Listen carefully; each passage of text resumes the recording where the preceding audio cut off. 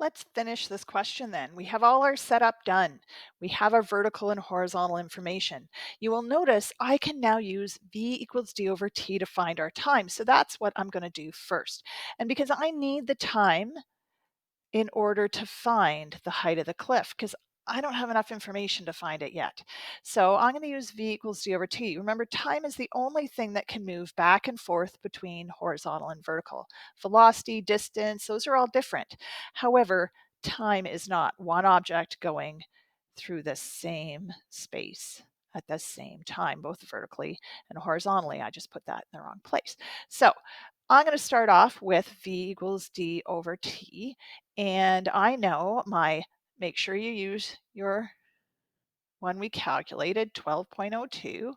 And I know it's covering 140 meters. So the time will be 140 divided by 12.02. So 140 divided by 12.02 will give me my time. So it's in the air for a long time, but we're talking about shooting something really fast off a high cliff. So that's not surprising, right? That it's in the air for a long time. So 11.65 seconds. Excellent. Keeping those extra digits because I'm not done yet. Now I have that. I now know the time, the total time though. This is not the time to the top. This is the time for it to go up and back down, but that's okay. I'm going to do this a little differently. You could try to break it into parts, but why bother? I know it starts here, right? So I'm just going to find the distance. Now I'm going to get an unusual answer, but we're going to talk about it at the end. This is why I did this exact question.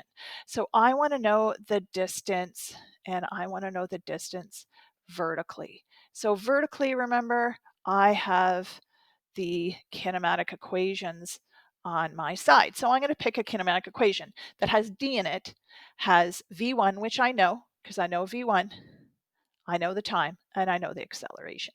So that's the one I'm going to use. So D equals V1t plus 1 half AT squared. So I'm going to sub it in.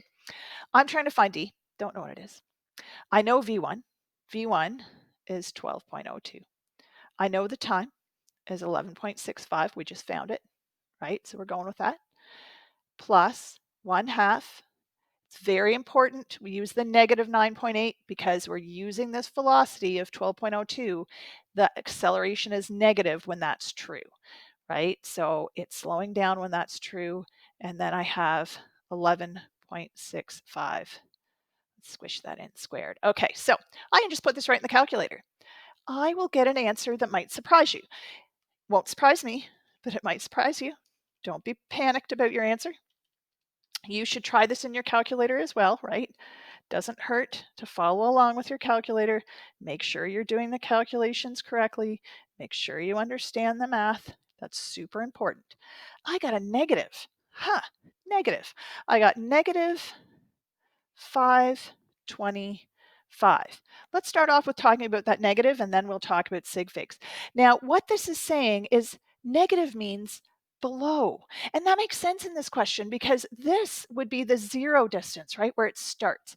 This is where the distance is zero. And it ends up below the start by 525 meters. That means that is the height of the cliff. I did it all in one. No breaking it up necessary. This is actually the height of the cliff. I'm going to drop the negative because it's just saying below the starting point instead of above. That's fine. But I also need to deal with sig figs, and I only get 2 because I used 9.8. So this is where we're going to change to scientific notation. Move the digit or the decimal place, sorry, after the first real digit and times by 2 because I moved it 2 digits. I also changed it to 5.3, so this rounds it to a 3. And voila, I have my answer. My actual cliff is